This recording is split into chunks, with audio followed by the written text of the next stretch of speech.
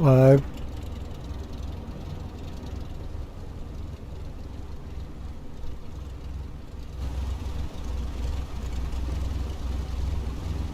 Building a flight plan from scratch.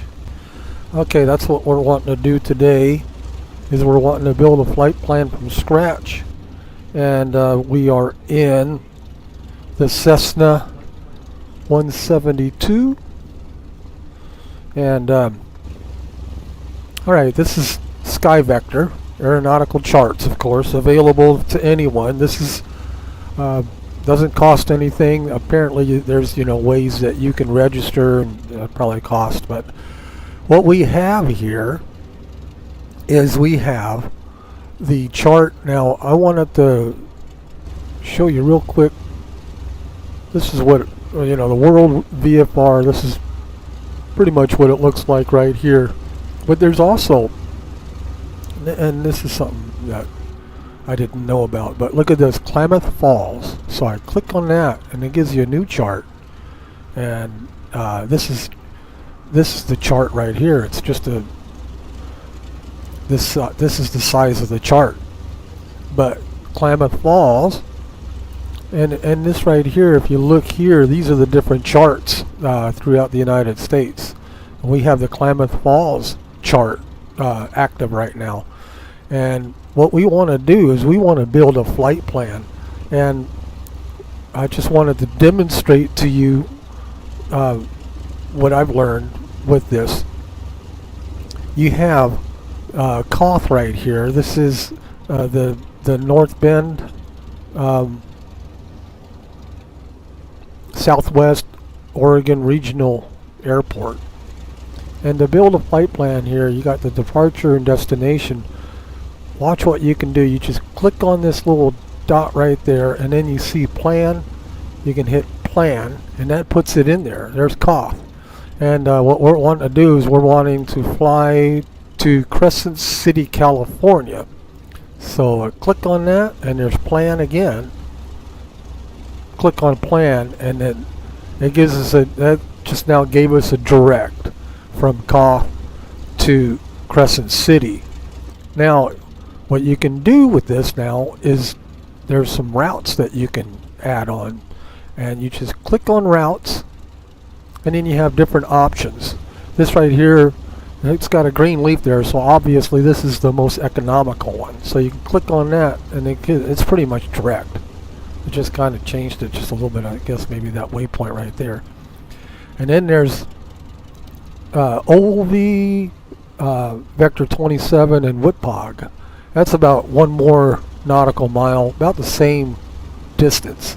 So you can click on that, and so that gives you this waypoint right here, OV, and then Whitpog. And there's a couple of more.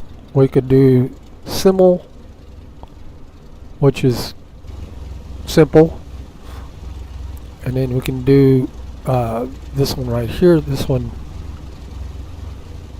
that one just kind of brings us out this direction, and then there. And then the last one is Mitu, and this brings out over the ocean. And what I wanted to do, just for kicks, is I wanted to do the OV 27. And now looking at this Klamath Falls chart right here, kind of zoom in here, you can see the elevations. That's 4401, 4220, 35, 34, 34, 46, 40. We're not going to be going in this direction. I do believe that the highest elevation that we had to deal with is 3778. There's 3468. So there's 4120 there. So what I want to do then, now going to the plane here, we're ready to fly. I've already been cleared for takeoff.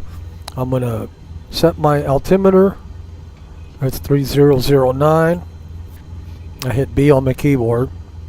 And on our flight plan, building our flight plan now, we got flight plan, and I'm going to go ahead and just use the Microsoft keyboard, or the Windows keyboard. But anyway, we'll press this button here. We go right there. We turn that right once, and that gives us the characters. And then you can click on this and then use the keyboard, KOTH, and then click on this again, and then that takes the keyboard off, and press enter. And then our route, our destination, I should have wrote it down, but anyway, Avli. So Avli. So en route. Okay, no runway, by the way. We'll just go ahead and, so we're going to be taking off runway 31, but Avli. So we'll do this again real quickly. OVLEE, and then click that again, press enter. So Avli, that's 13.9. The next one is WIPOG, WIPOG, and so we'll do WIPOG, and then press enter. And then of course our destination now is KCEC, and I'll go ahead and go right there and then press that, KCEC, and that would be the Jack McNamara Field. And then we'll press enter. And then now we're not going to go 26,000 feet. I don't know if a Cessna can go. Okay, no runways. We'll just go ahead and let the. We'll figure out that later. According to this, also, if you look at Crescent City, you can click on that, and then you have your frequencies, things like that. But if you hover over this, then of course you have your runways. So you got ILS localizer. We're going to go ahead and load that in our flight computer a little bit. But anyway, we'll get to that. But on the ILS localizer, it shows. Now, where did it show it? I was looking at it earlier that this does have a tower. Was it this chart right here, Crescent City, California? There's all kinds of information and everything that you need to know in real life. You know, missed approach, climb to 700, then climbing right turn to 300 to Charlie Echo Charlie Vortac. And yeah, there's all kinds of things to know. But anyway, this is all fun right here, just entertainment and getting a very rudimentary understanding of how to do flight plans and whatnot. But I thought one of these charts here showed that it was a towered runway. I don't know, maybe or towered airport. But anyway, I don't know exactly where it is right now. I saw it earlier and saw something about there being a tower here. Anyway, I don't want to waste a whole lot of time with this. So here we are. That's the in-flight video that we're going to be watching. We're going to actually watch it, what LPV is and what an LNAV is. GPS approaches. We'll start from. We'll look at that later. We'll look at that during our flight. But I'm going to go ahead and set the altitude. Bring that down here. Bring this over here. Right. Bring that to 0. Bring this over. Bring this. I'm going to go ahead and set it to 5,000. I think that will be plenty enough to clear everything. 5,000.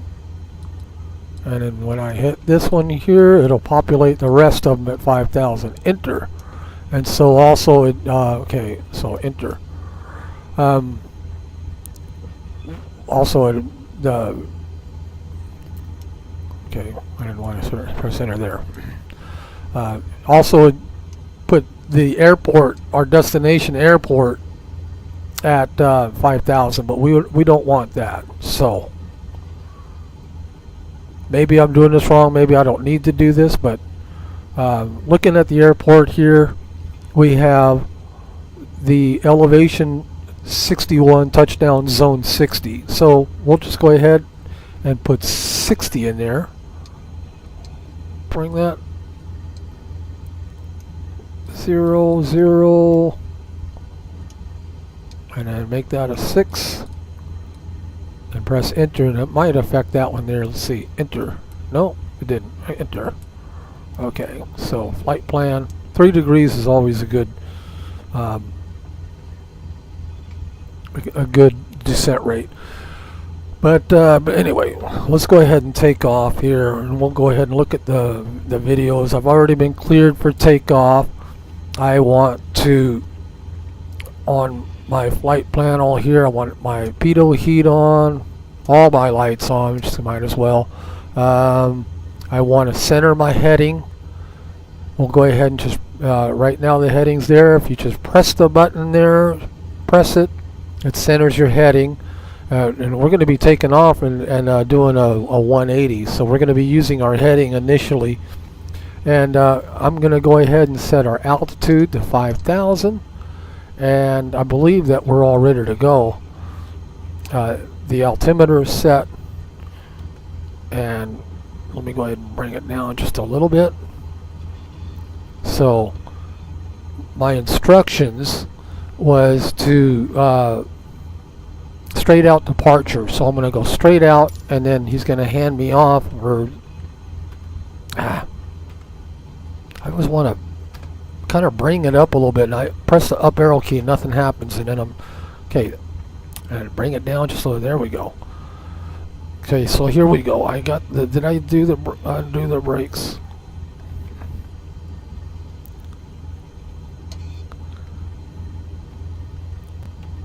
All right.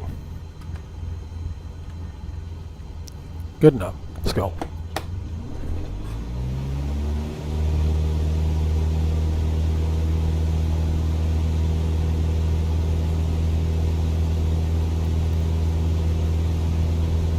Airspeed is alive. 50 knots. Rotate. Gentle pullback. About 7 degrees. Straight ahead. Autopilot. Flight level change. Heading mode.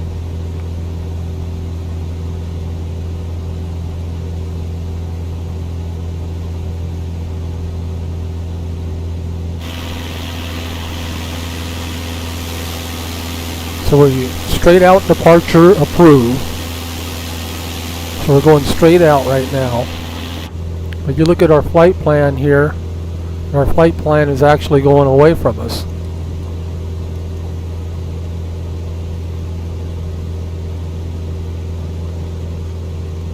This is the Southwest Regional Airport in Oregon. There's a lot of dunes and whatnot around the southern part of Oregon. There's some dunes right there. So I'm going to pull back now a little bit on my propeller. Pulling back a little bit now on my mixture. We're just flying off the heading right now. And flight level change. Still haven't heard anything. So now in real life I do believe you have to listen for the airport to release you, you know, to say that, you know, resume your own navigation. But I'm going to go ahead and start my turn now. Save time. So we're going to go ahead and head now toward our flight plan. KOTH Ovally, or Ovally. I'm going to go ahead and just kind of try to head into it a little bit, and then I'm arming the GPS now. So when we get to this right here, we're heading toward it right now. When we get to it, it should load by itself. Here it is right here. So we're flying just left of it. And this, okay, there we go. Thank you. Tower Cessna November Charlie 77 Charlie Charlie frequency change. And just for information's sake, we'll go ahead and tune to approach. Request flight Seattle following. approach Cessna November Charlie 77 Charlie Charlie is type Still Cessna climbing Skyhawk at about 2 miles 80 northwest knots, of Kilo Oscar, 2800. Tango Hotel, 2,700 This should feet. be coming active here Request shortly. flight following. Cessna November Charlie 77 Charlie Charlie Seattle approach. There we go. It's active now. What was the squawk? Seattle approach didn't copy. Please say again for Cessna 7 Charlie Charlie. Cessna November Charlie 77 Charlie Charlie Seattle approach. Squawk 7412. 7412. Cessna 7 Charlie Charlie radar contact 1 mile northwest of Kilo Oscar Tango Hotel 3,400 feet. Altimeter tree 0.09er. Acknowledge that. Roger Cessna 7 Charlie Charlie. And here we are. Now we are, looks like we're getting into some clouds here. This is real-time weather. I did back up the time a little bit because it's already getting late. And I wanted to back up the time where we could still experience some daylight. So I backed it up to about 5 o'clock or about 5:30 or so. And you know, there's a way, I know there's a way to bring this from UTC to local time, but I'm not exactly sure how to do that. Anyway, I know there's a way, and there's also a way to bring this from Celsius to Fahrenheit, but maybe not available in the Microsoft Flight Simulator version. Backing off a little bit more on propeller, we are almost at altitude. Still on flight level change. I'll go ahead and bring that up to 80.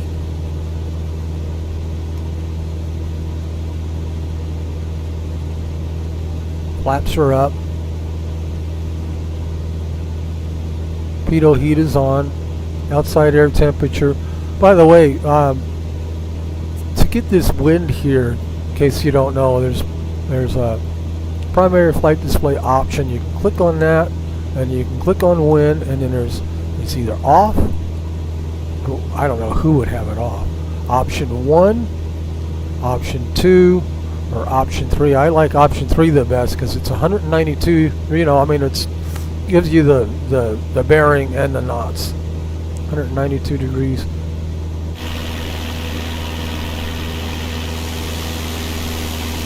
I was looking at Microsoft Flight Simulator to see if there was any points of interest. There are no points of interest along this route. Must be a high school or something right down here. Not exactly sure which city this is going along this way.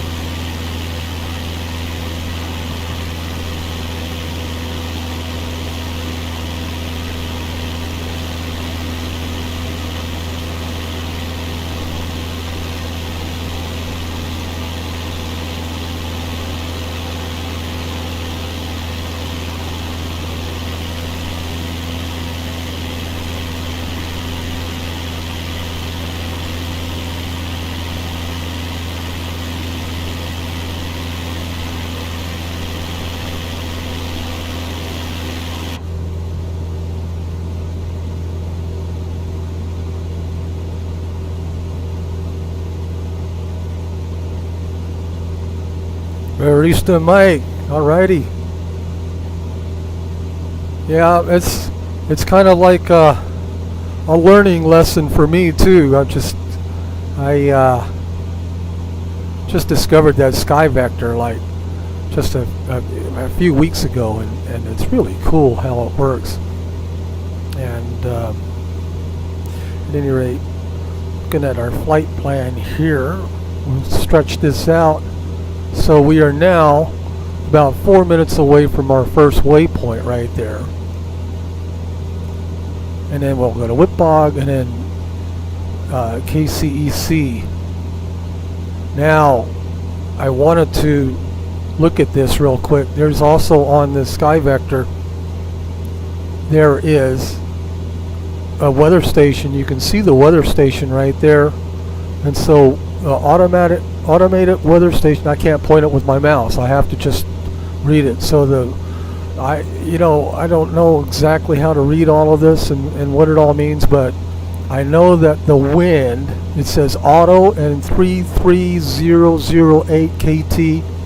That's the wind is 330, coming in at 330 degrees at 8 knots. And so that's one way to find out our weather as well before we even take off.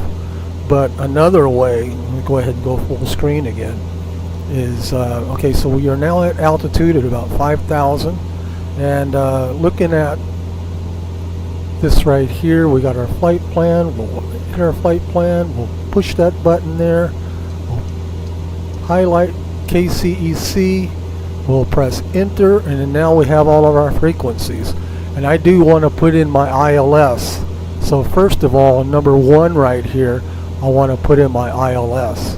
So I'm going to press that button there, go down to the ILS, and press enter, and then now that should be right here, 108.7. Now make that active, and I'm going to go ahead and light up my audio on that.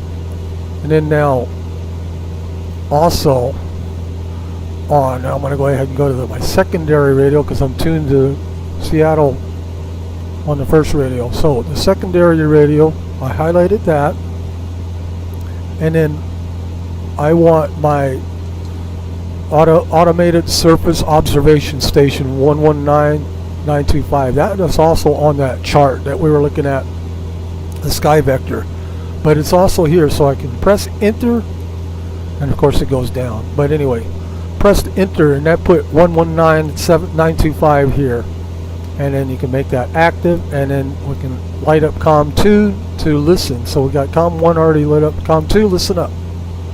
See if we're within range yet. We're not within range yet.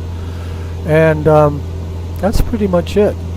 We got other frequencies approach and all of that. So the main ones I wanted was ILS 12 and the approach, or the ASOS. But now, procedure-wise, there's select approach, press enter, there's ILS 12, and then there's 36. I believe that we will probably be going in on 36, and I want to do an RNAV to 36, but we don't want to do that yet until we actually hear the weather. And then of course when we get down there, we might be told by the tower there. I do believe they have a tower on this, and we might be told by the tower to land on the other runway. So okay, what I wanted to do real quick is we'll do an in-flight video, and I just found this on YouTube, and I thought it would be useful. Again, this is all entertainment. This is not, anything, not any kind of real training or anything. This is all entertainment. So here we go. I don't know if we can hear her. Make sure you know what type of GPS equipment is on board. At AeroGuard, our aircraft are WAAS equipped. Having WAAS on board allows us to fly GPS approaches with lower minimums. Another benefit is that we can fly GPS approach. Okay, this is talking about wide area augmentation system. The G1000 I don't think has that. But anyway, I wanted to touch base on what an Let's start with LPV. what these different things are. Localizer performance. Here we go. This is only available for WAAS aircraft. The LPV is the most precise because that CDI needle becomes I don't know if you can hear it or not. the closer you get to the runway. LPV will allow the lowest minimums, as close to 200 feet, and it also comes with a DA, not an NDA. Now, before LPV came along, LNAV, VNAV were the top dog. They were designed for So LNAV, lateral navigation, VNAV, vertical navigation. Also an RNAV. A non-satellite navigation source, like the pitot-static system. They will have slightly higher minimums, but they still use a DA. Now, the CDI sensitivity for this approach, it remains the same for each segment, depending on what mode you're in. As we approach 2 miles from the final approach fix, the CDI sensitivity is 1 mile. Once you're at 2 miles from the final approach fix to the runway, the CDI sensitivity becomes 0.3 miles. And then lastly, there's the LNAV approach on the GPS approach way. And this is going to have the highest minimums because there is no LPV, vertical guidance. LNAV, This LNAV. approach uses an MDA instead of a DA. Now this approach follows the step-down fixes to the missed approach point. So anyway, she talks then about the LNAV. Well, let's listen. When flying a GPS approach, make sure your approach mode is armed and sequencing. You will see in the center of your HSI the words en route, terminal, or approach. Once you're in approach mode, you will see the type of approach that is available to you, such as LPV or LNAV, VNAV, LNAV. Now, you may have briefed for an LPV with vertical guidance and a decision altitude, but there could be a WAS outage, and that will not allow you to fly a GPS LPV approach. So, you need to adjust the minimums and follow the step downs, changing your decision altitude to a minimum descent altitude. I have seen students fail on their check rides for not catching this, but really, this creates a potentially dangerous situation in IMC. Now, when preparing to fly GPS approaches, you will need to do the proper pre-flight actions. 1. Good day.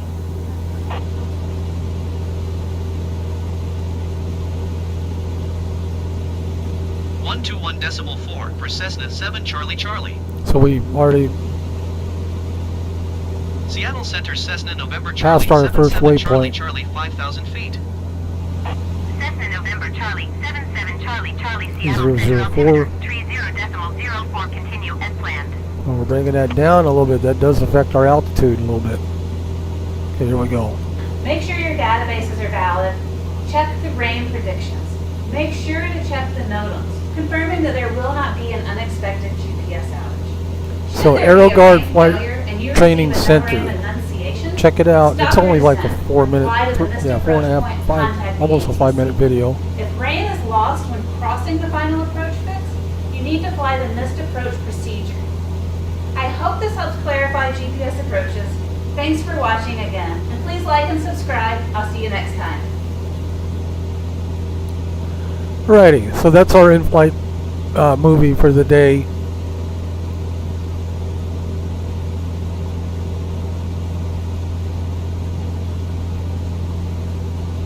Outside air temperature is just 3 degrees above zero, so it's warmed up.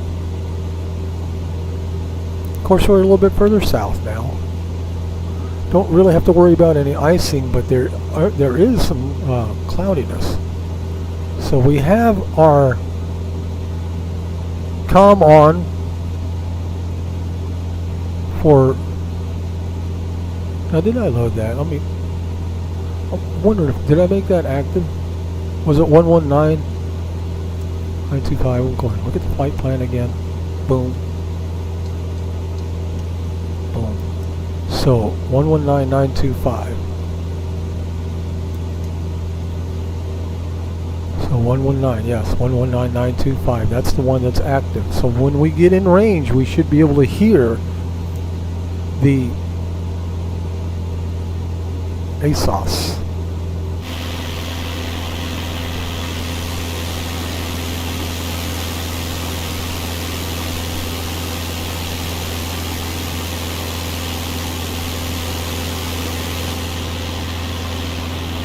I'm going to jump in the drone real quick and bring that down. F6 increases the speed. And we'll go ahead and go down toward the hills here.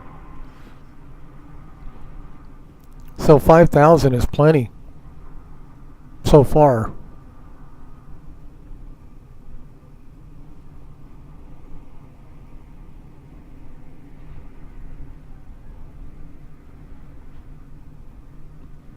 Yeah, I think LNAV and RNAV will replace the ILS once the accuracy increases. And of course, with technology, the accuracy is going to be there, and then of course all of that equipment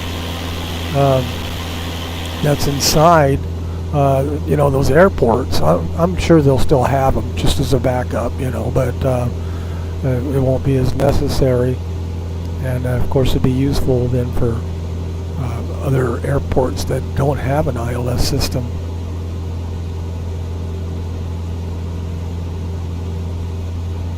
Right now, at this point, the ILS, of course, is the most accurate.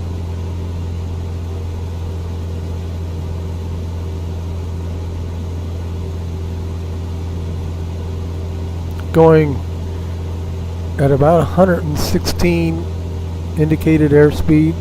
Our true airspeed is 124. And the other thing too about the sky vector here is that this is based, and you can adjust this, but this is based on a speed of 110.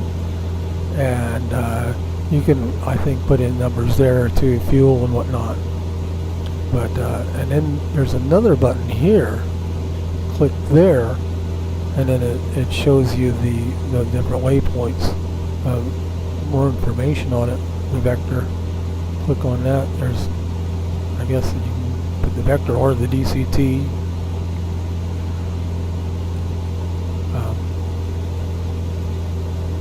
A lot of pretty neat stuff here.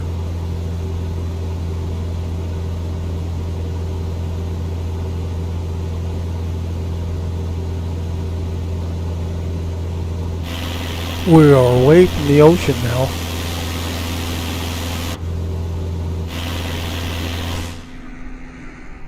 There it is.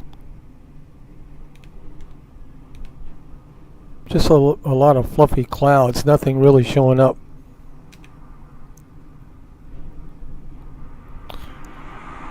On the radar. Let me back this up here. Let me back that up. Yeah, there's nothing on the radar at all, so the weather's going to be just fine.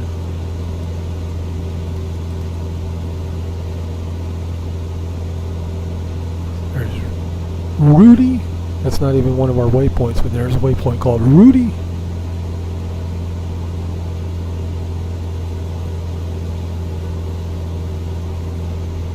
So 51 nautical miles.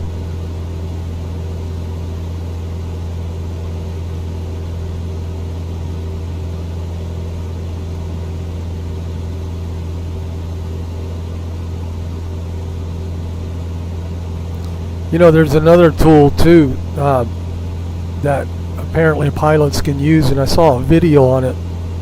But the other tool that you can use is called Flight Aware, and you have the live tracker, of course. This is locally. Here we are in I live in Bremerton, Washington, so these are, of course, planes that are out and about right now. Okay, we got our weather here. 326 at 4.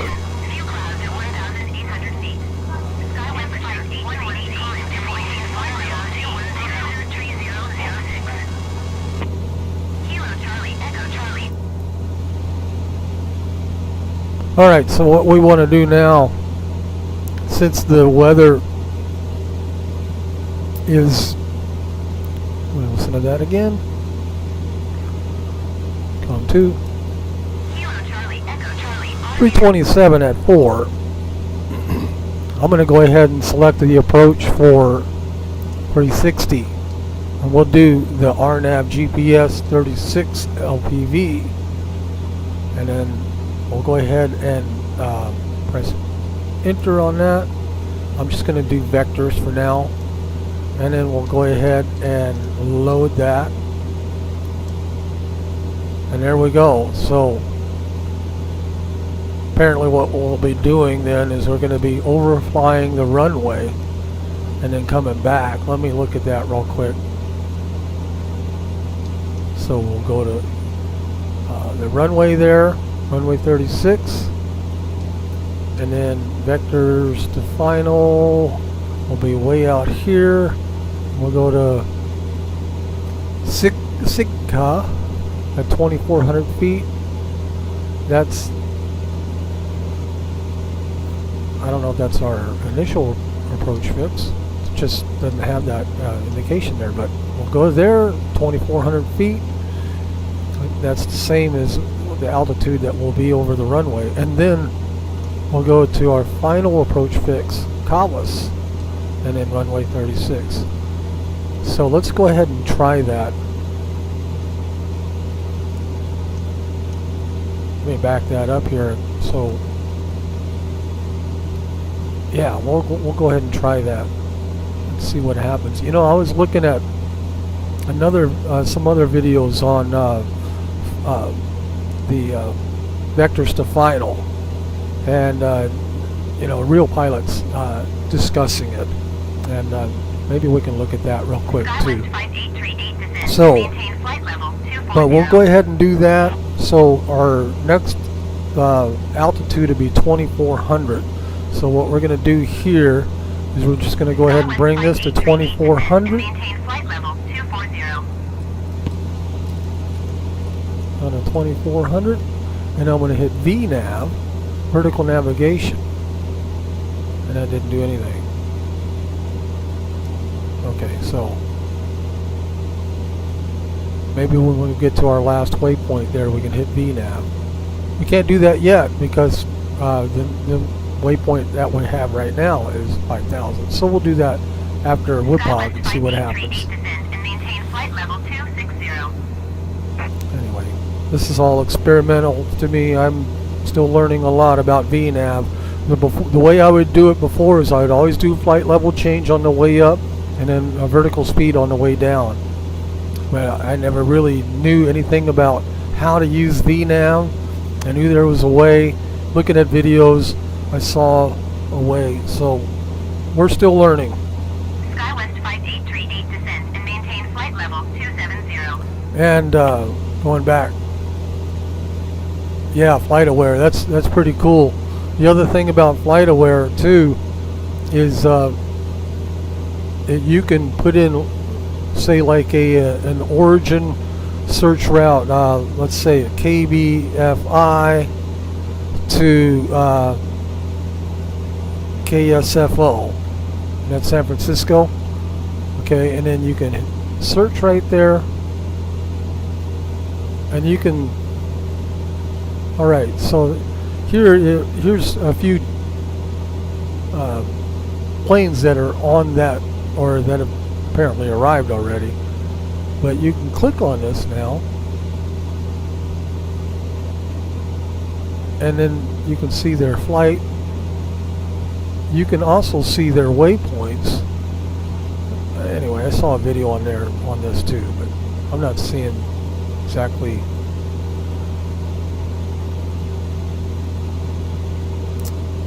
Alrighty.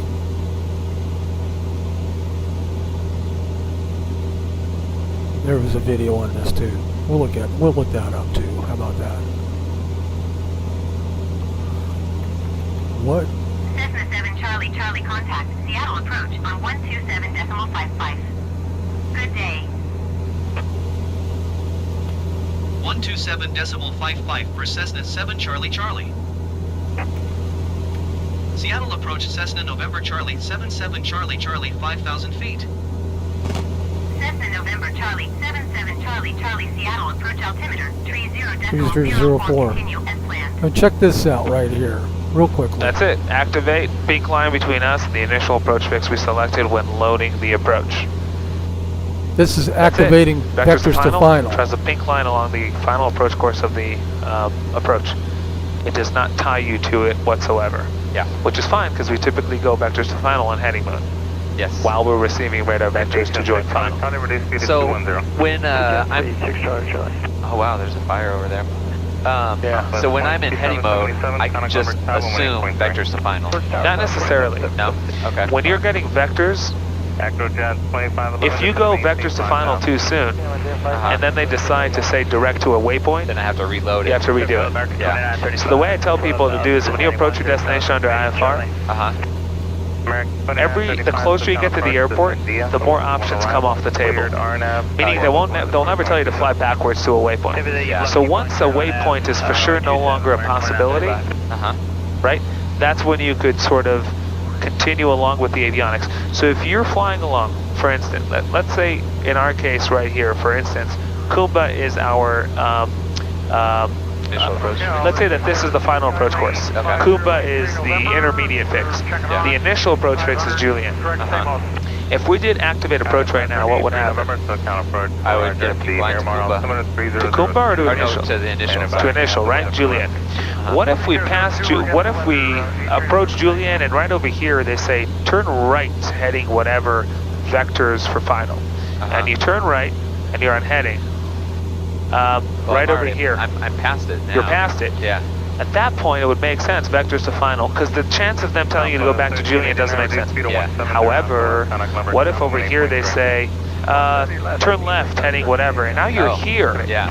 Then Is that still a possibility? Yep. It's a possibility. In that case, I wouldn't yet activate vectors to final. So the way to think of it is as you approach your destination, ask yourself, what possibility is still on the table, what's off the table? And if everything but vectors to final is off the table, just activate vectors to final. Got it. That makes sense. Make sense? It can't hurt to do vectors to final later on. It's just it's less work on your part. Because in the event that you do vectors to final and then they tell you direct Julian, you got to reload the whole thing. Yeah. Does that make sense? Yep. So it's a matter of approaching your destination and really just asking yourself, is this still a possibility? Yes or no? If it is, don't yet do vectors to final. If it isn't, do vectors to final. Okay. Easy? Yep, that makes Cool. sense. Good. Yeah. Acrojet 2511, 3.5 miles from Vida.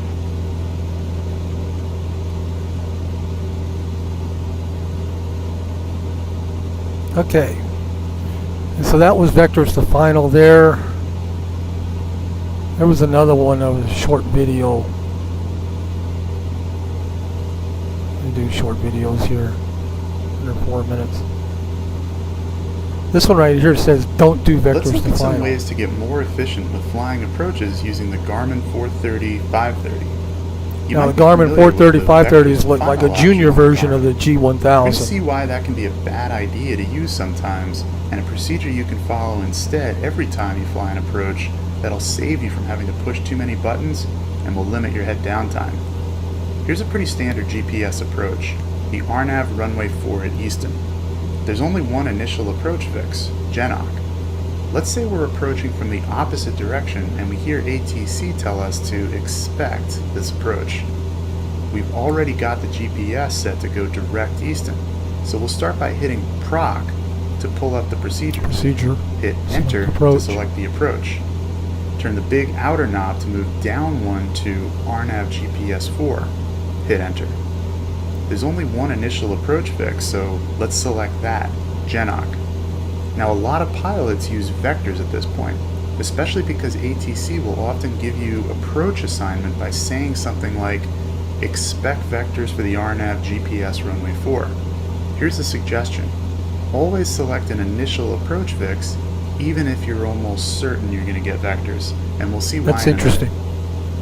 Now we'll scroll down to GENOC by turning the right outer knob once, hit Enter, So the and initial we'll approach activate fix. it by scrolling down one and hitting Enter again. Now the approach fixes will all be brought into the flight plan, and you notice it starts at the initial approach fix GENOC, works through the intermediate fix, the final approach fix, the missed approach point, and has the missed approach procedure and hold. A lot of times ATC will give you vectors to intercept the final approach course. In other words, we'll be instructed to make a series of left turns here until we're on course. It's around this point that you'll hear ATC give you the approach clearance by saying something like, you're 3 miles from RICME, turn left heading 070, maintain 2000 until established, cleared for the RNAV GPS 4. This is a high stress time. Not only do you have to read that mouthful of a clearance back, but you have to start your turn and get ready to fly the approach. So a shortcut a lot of people do is to activate vectors to final. After all, ATC is giving you a vector to Watch final what happens approach when you course, activate right? vectors to final. The way that works is you'll hit proc and select that first option, vectors to final. Only 2 buttons, easy. In a perfect world, you'll maintain your heading until intercepting, then turn inbound on the final approach course. But by hitting vectors to final, you've told the GPS to erase some of the fixes on the approach. In vectors to final, only the final approach fix, the missed approach point, and the missed procedure are kept loaded. For this approach then, by activating vectors to final, we've told the GPS to forget about both the initial approach fix, GENOC, and the intermediate fix, RICME. Isn't that interesting? What happens if ATC changes our instructions and now tells us to go direct RICME? How do we find RICME? If we hit FPL, notice RICME is gone. We only have the final approach fix, WeGrow. So to get RICME, we have to reload the procedure from scratch by hitting proc, selecting the RNAV4, Starting over basically. choosing GENOC, activating, and finally scrolling to RICME and hitting direct, enter, enter. Pushing this many buttons this quickly is going to cause us problems at this point of the approach. So their suggestion is don't even worry about vectors to final, I guess, unless it's pretty clear. So we got some higher hills here now.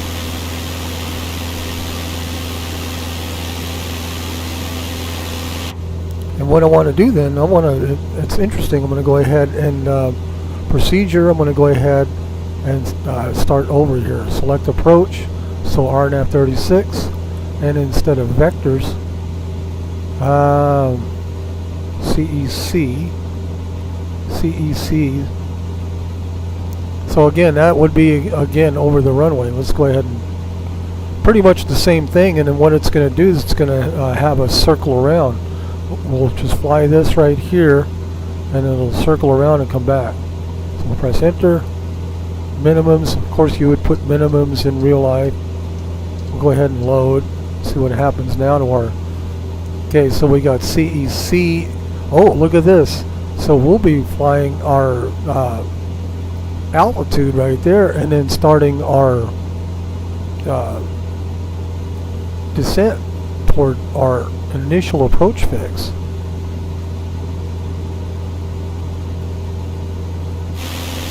I selected 5,000. Again, on those charts, the highest one that we saw was, what was it? Look again at the chart here.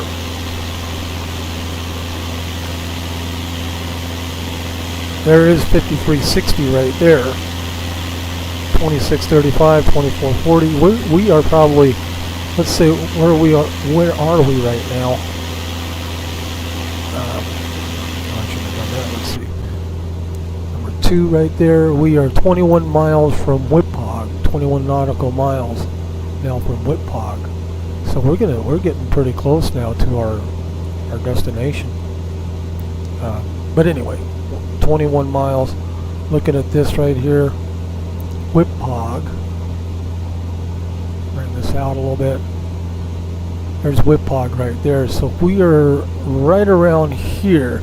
So the mountains, the highest mountains that we have are 44 and 42 and then 34. So we should be good.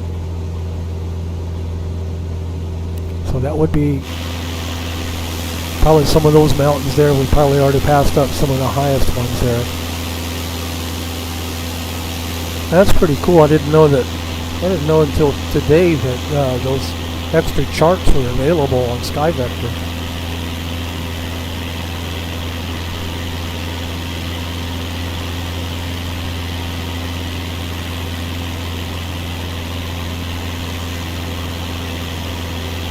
I'm wondering now if we can get, no, probably a little too far away to get a hold of ATC, I mean to the tower there. Let me go ahead and on this, see if I can enter.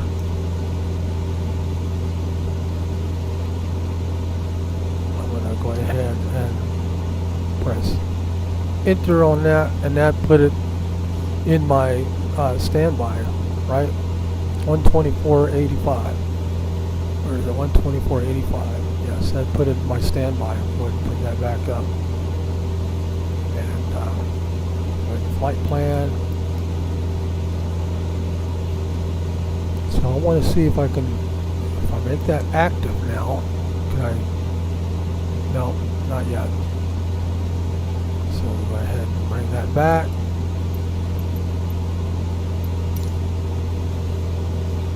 There's a pretty high mountain there ahead of us.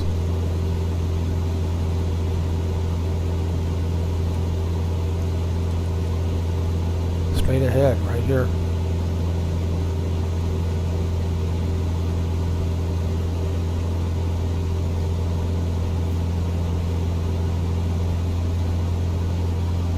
Yeah, I know they are a bit buggy, and I know there's a lot of bugs, you know. And then a lot of times with the updates, there's bugs that they fix, but then there's bugs that produce. For example, the Cessna Caravan, whenever they came out with a new update, you can't interact with the comm panel at all, and so that's kind of upsetting. I wish, you know, this is definitely a great program, and I have no idea how they even get started with it. But I do wish that all of their fixes are backwards compatible. In other words, the bugs that they fix don't produce new bugs, and then, you know, everything would be backwards compatible.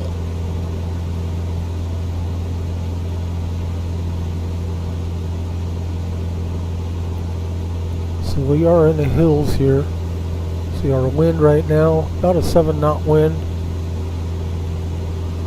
Biggest mountain that we need to hurdle is that one right ahead of us. I do believe that we are high enough.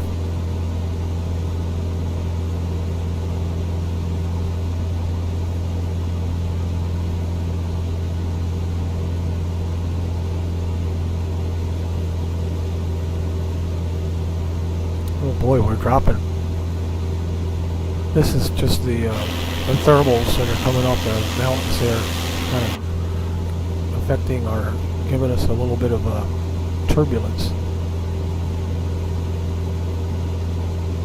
I think in real life, I mean, there was that vector that was 109 nautical miles that went over the ocean. I would probably in real life be more comfortable with that than this, unless I did this like maybe at 10,000 feet or something. 10,000 feet would be okay. But I like to fly low so that we can kind of look at the scenery. Oh, there's some logging roads down there. Obviously some logging going on. The very big industry in Oregon, Washington, of course, and, you know, a lot of Northern California especially. But those are logging roads. Some of it might be recreational, but I'm going to make it over that mountain, I think so. I think we have plenty of altitude to go over that mountain.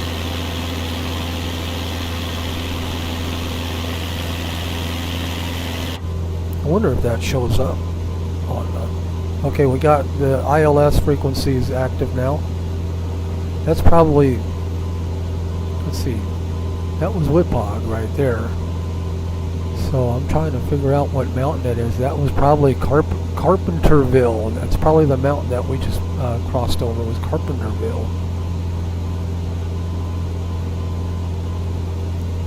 So we have now the ILS, and that is the ILS frequency for, so look at this again, procedure here. If we were to select approach again, I'm not, but it would be the ILS frequency for runway 12. But flight plan, okay, press that, flight plan. So we still have the RNAV GPS 36 LPV. And go ahead. I've got that. Go ahead. Click that off now. You know, sometimes I think these fonts right here are a little bit too big. Wish they could be a little smaller. Because sometimes they're in the way. But anyway, that's just me. I'm wondering now if we can contact tower. No, not yet. It's nearest airport list. Oh yeah, we're right there. Okay, so that would be traffic. There is no tower there. We already heard the automated weather. We'll listen to it again. Charlie, Echo Charlie, automated weather observation 0100 Zulu. 320 at 6. 320 at 5. Or 5. Okay, so runway landing.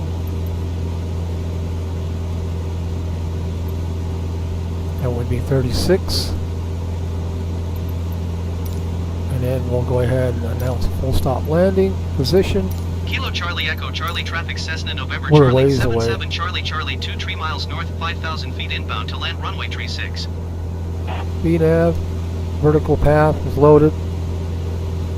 And so we will now, from WIPOG to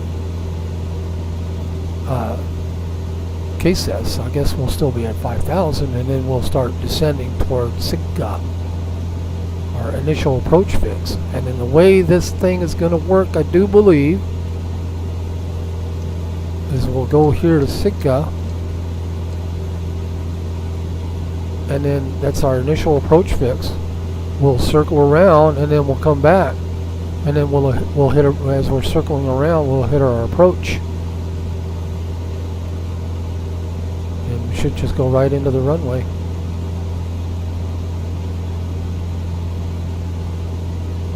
I'm wondering now, I could probably bring this. Now, why did it bring that to 5,000?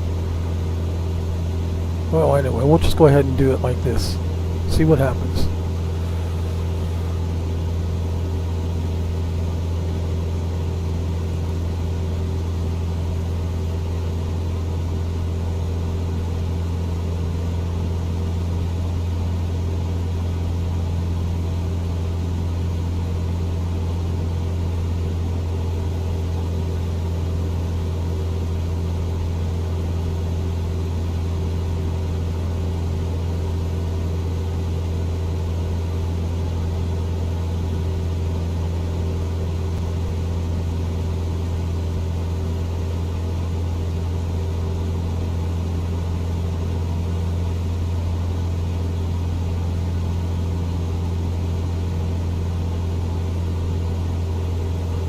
Trying to figure out what river that is. That river goes quite a ways. I'm looking at actually Google Maps.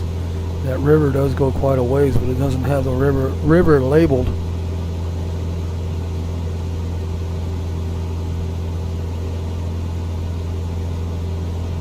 So a lot of national park down there.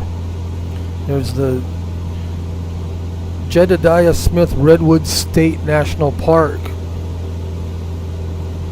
That's just to our left. So to the left there should be some redwood trees.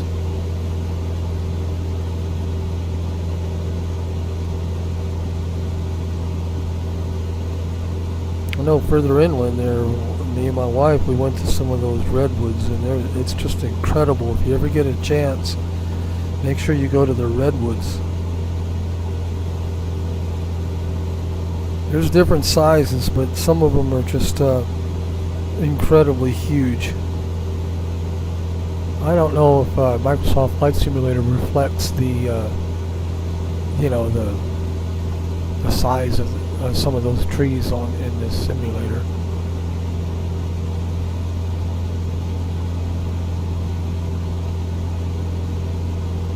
And the thing about it too, you can see a lot of this cloudiness. And there is, along the redwood forest, there is a lot of cloudiness. And the cloudiness collects at the top of the trees. It could be a cloudy day and just cloudy everywhere else, but in the redwoods it would be raining because you have, you know, the moisture from the clouds collecting on the tops of the trees, so it just kind of rains down from the tops of the trees. So our airport should be not too far away. I think, is that it right there? No. Crescent City coming up. That's not it yet. Airport is right here, so just right straight ahead. I'm interested why the Crescent City doesn't have a tower, but the last runway that we just took off from does. And again, I don't know how accurate it is, because I know in Shelton, in the Sanderson airfield in Shelton,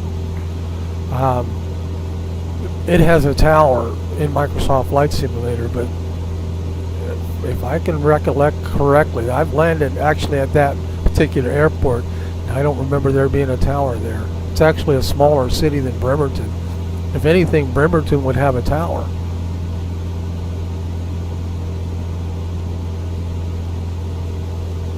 It's Highway 101 down below.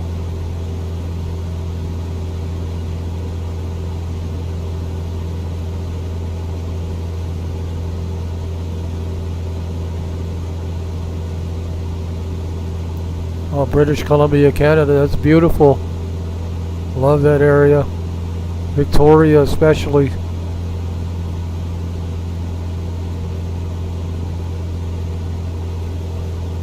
Me and my wife, we spent our honeymoon in Victoria, British Columbia.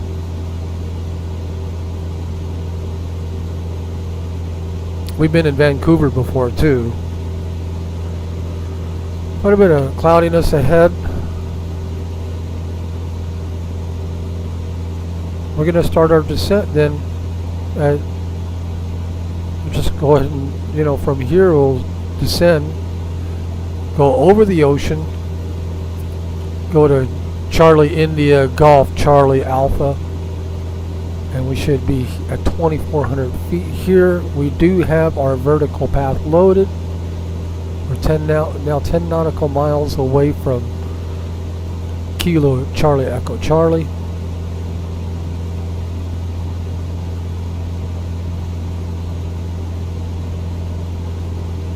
Which is also Charlie Echo Charlie. I guess that would be both the same thing.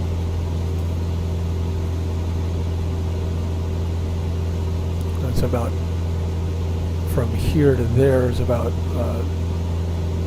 0.2 nautical miles, and then we should start our descent from there.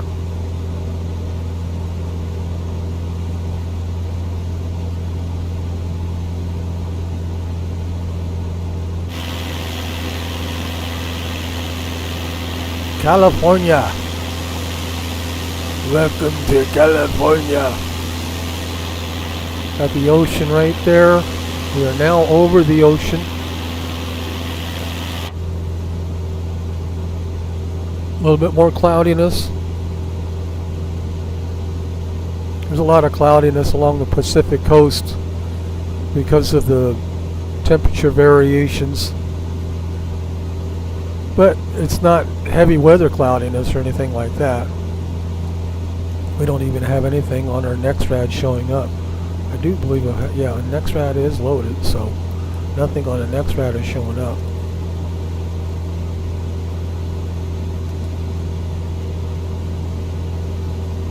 We have a 198 degree headwind.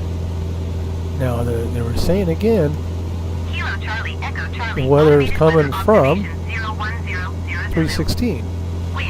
So that would be from this area right here. Visibility 6. Sky conditions, few clouds at 1,800 feet. Temperature 9 C, dew point 10 C, altimeter 3008. Let's go ahead and hit the 3008.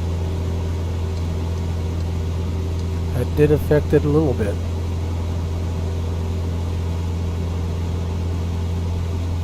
See some farmland down there.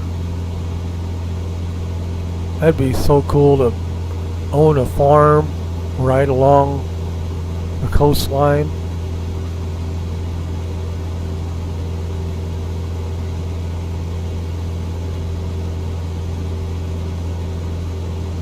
Looks like a lake over there, or is that part of the ocean? It could be part of the ocean.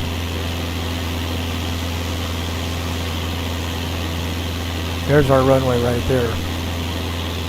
Runway in sight. Right there. And two runways, one going this way and one going that way. Of course, what we're going to be doing is we're going to be coming in, turning right a little bit, and then turning around. We probably will just go right here. There's our top of descent right there. We'll start our descent right there. We'll go to Sitka, and then we'll just circle right around, and then on our way back, hit our approach.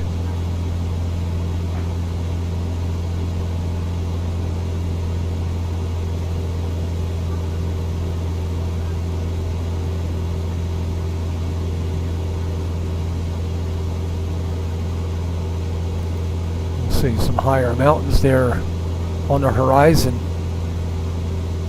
I believe there's what is it, Mount Shasta? That's probably way down there though. But looks like some enough elevation there for those mountains to have snow on it.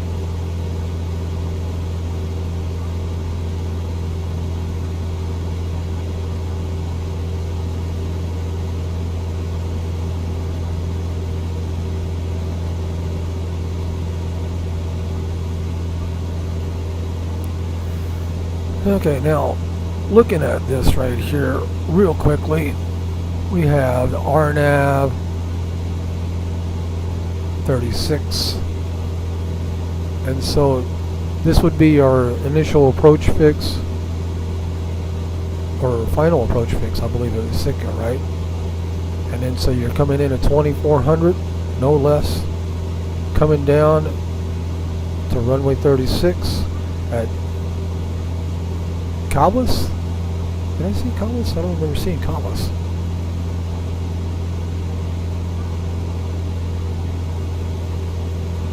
Press that right quick. Huh. Okay. Anyway. Press it again. I didn't see KOTH. But anyway. There's KOTH right there. And then a missed approach, climb to 1300, then climbing left to 2400, correct to Sitka and hold. So back to Sitka again.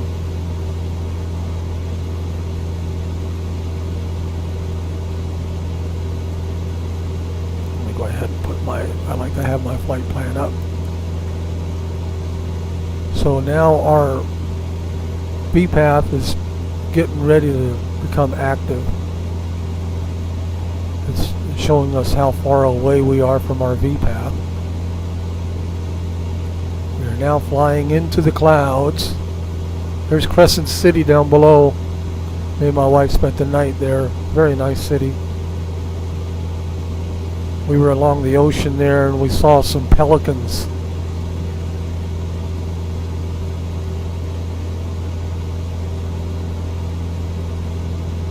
Backing off on my RPMs a little bit.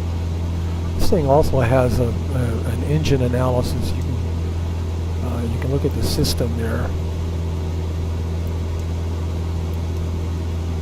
That's pretty cool. But anyway, back. We are now on our descent, right? VPATH is active. So I am now backing off now on the power. Still at 120, why not?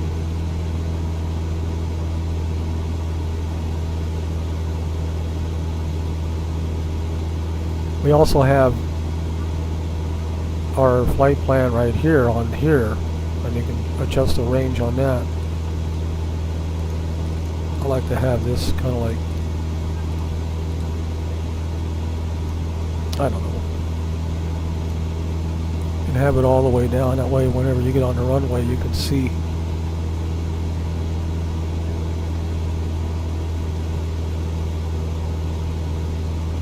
We are now on our descent. Only a 2-knot wind, or not even 1-knot wind, so very calm weather.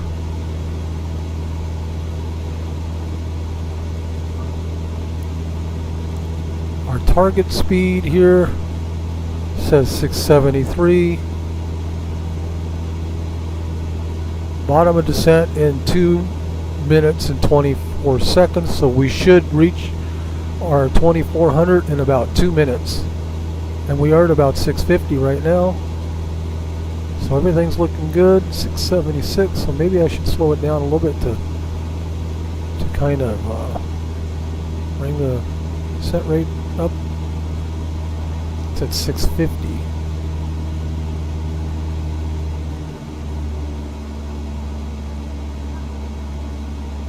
Slowing it down and see what happens with that descent rate, see if it increases.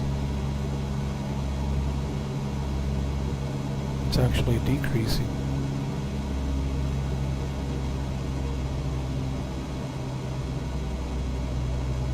I wonder if that adjusts on this though. Does it adjust on the fly?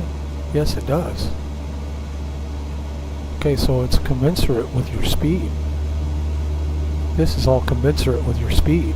It's all a 3-degree angle, so it doesn't matter what speed you're going, apparently. So we'll go ahead and bring it back up. That actually increases our descent rate the higher the speed, apparently. I don't want to bring it into that yellow though. We do now have our head in the clouds. I'm going to announce our position here. That would be 2. Kilo Charlie Echo Charlie traffic Cessna November Charlie 77 Charlie So Charlie we're 9 miles south. 1,100 feet inbound to land runway And let's look at 36. this right here. We're going to circle around. This is the BOD, bottom of descent. Circle around, come back. Almost to 2,400. Well, now we can see. Look at that. We're under the cloud layer now.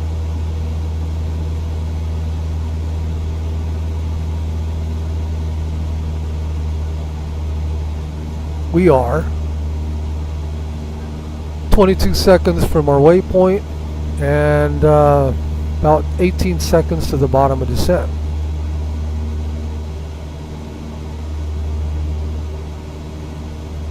And here we go. Altitude. Which way are we going now? You can see it really, I mean, I zoomed that in right there, but we're just tracking there. And then we're going to go around.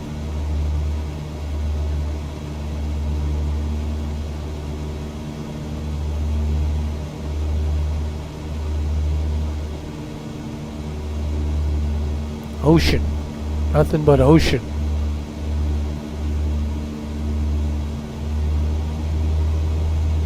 I'm still going to go ahead and, I mean, we might as well just, we are now at 2,400. We are at our altitude. And I'm going to load approach. This is loading it now. It's just loading it. There's the glide path loaded. So now we should have vertical and lateral guidance into the runway. Here we are with our turn.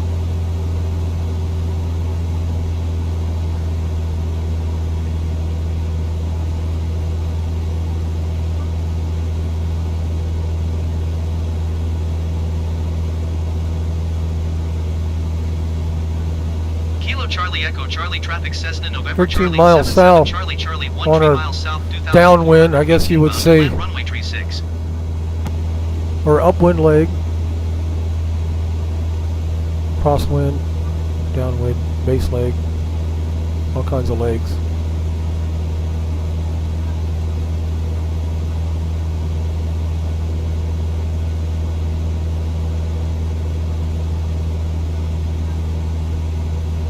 The goal with these flights is to fly all the way down to the southern tip of South America.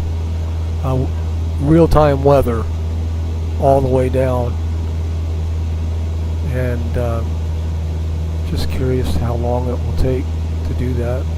So this right here is circling around now back to where we just were.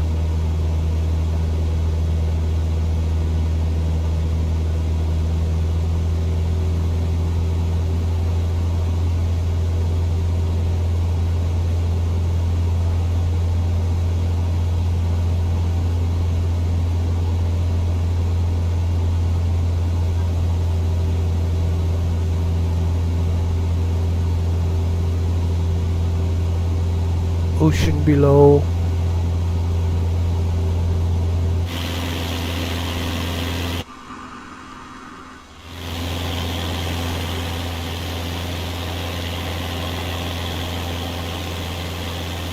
Boy, I tell you what, you go quite a ways out in the ocean, don't you? Look at that. I can't hardly see any land at all.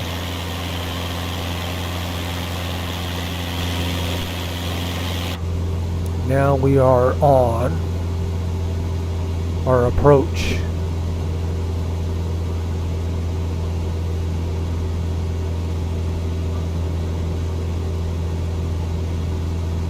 There's our runway ahead of us.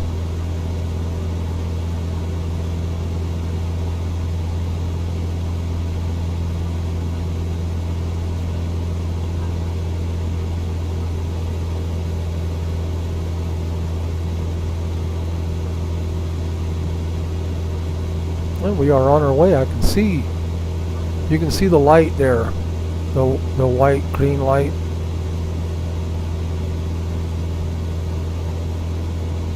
Kilo Charlie Echo Charlie traffic Cessna November Charlie 77 Charlie Charlie 10 miles south 2,400 feet inbound to land runway 36.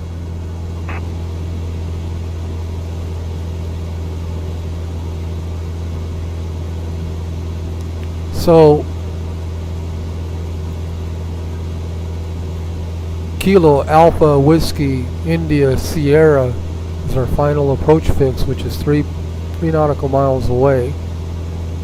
Glide path is loaded, so when we go to our final approach fix, looking at this right here, you know what I didn't do? Let's bring this down to 1600. Am I missing something here?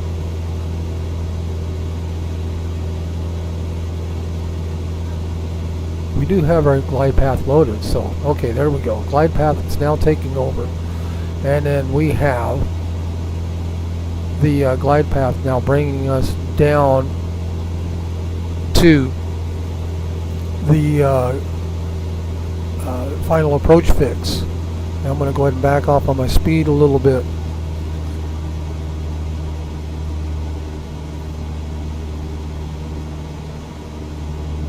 Now what the pilots would do is they would increase the you could increase the altitude, or assign the altitude now to a missed approach altitude. So you would climb, what was it, the initial was, let's see, look at that real quick.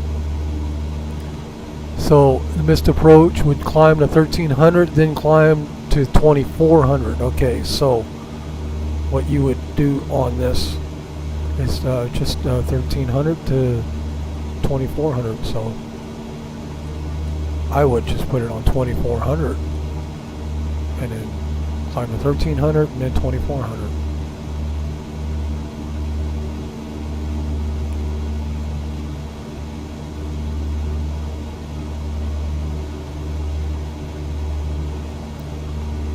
Charlie Echo Charlie traffic Cessna November Charlie 77 Charlie Charlie. So we do have the wind ahead at 324, 7 knot, about a 7 knot wind. So we are flying into the wind, a little bit of a crosswind situation going on here. So the ILS is another runway entirely. Wasn't that runway 4?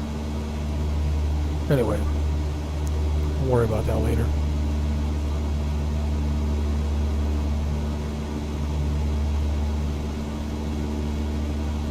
I'm going to go ahead and now reduce power quite substantially.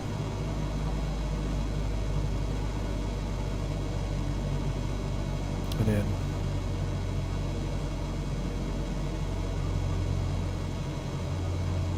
Flaps down, first increment.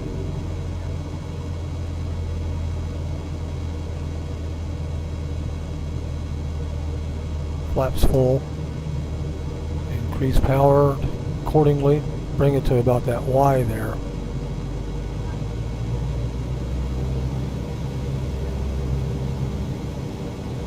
Look at those rocks. There's some rocks in the ocean there. So a little bit of a side wind here.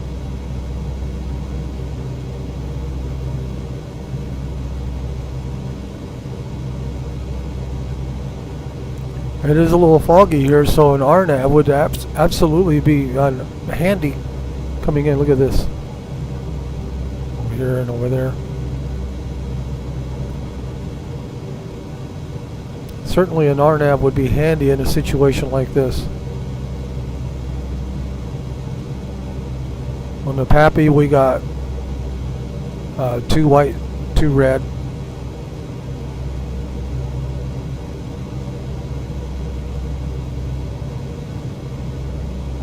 Welcome to Crescent City, California.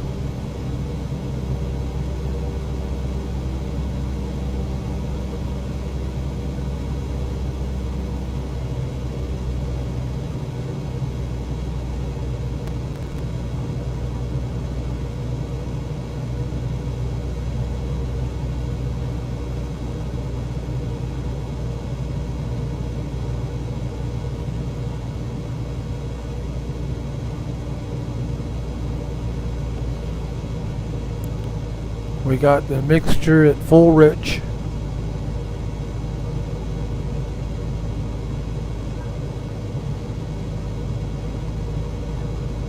Bring it out to about our glide right there. Look at the trees right there in front of the runway. I think they would cut those down. A little bit of a side wind here. Autopilot off. Reduce power. Touchdown zone. Flare. A little bit of a crosswind there. A little bit. There we go. I'm going to bring the flaps up.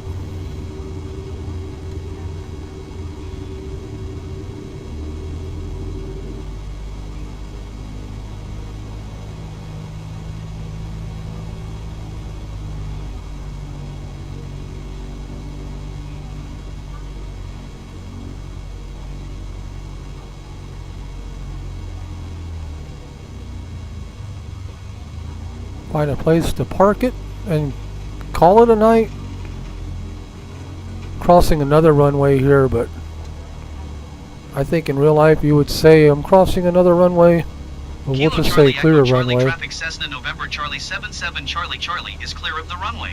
Oh, this isn't. This is a taxiway actually. But there is another runway here, as you can see. Actually, well, look like. Back that up a little bit. Yeah, there's the other one runway right there, but we weren't close.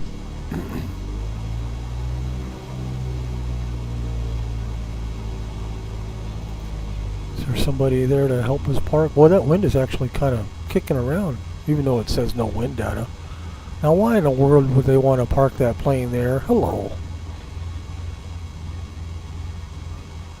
That guy's just standing there, too. I think he needs to get to work. There's our guy. There it goes. He lifted up his hand, but I don't want to hit that tower either, so he's kind of close to that tower, so I'm going to just kind of... Alright.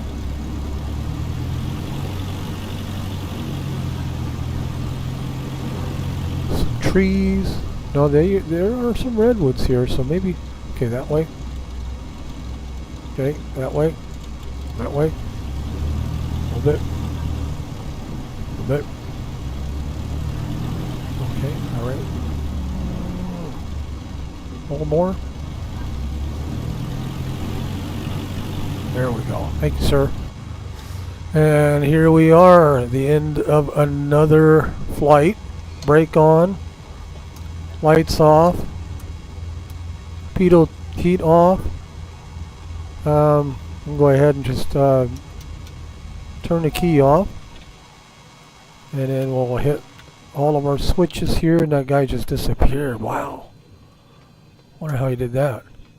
And pull the valve there, and I think we should be good to go for another day. Let's explore just a little bit in our drone here, and press F6 on there. I don't know if we can see any redwoods. I think, you know, yeah, those are just average size trees there. But this right here is Crescent City, California. And you go along 101 here. This is 101. And yeah, it's the scenery is just incredible. Going along the ocean there, and then you do have along 101, you do have some of these rocks out into the ocean. Again, going along 101. And Crescent City, I believe the airport is actually north of the city. Yeah, this is the city right here, Crescent City. And we got a couple of baseball fields, football field, probably some schools and whatnot. This is all Black Shark AI technology, no photogrammetry around here. But still, it's pretty cool. I mean, then you have a dock right here. And actually, this dock right here, we went out this way, me and my wife, and we saw a pelican. It's pretty cool. You can actually go out this way to this dock. And there we go, Crescent City, California. One of the northern cities of California.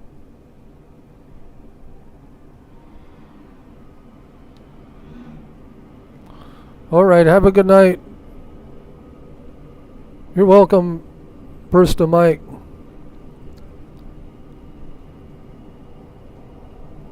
Wrestle with the AN2. Have a good night.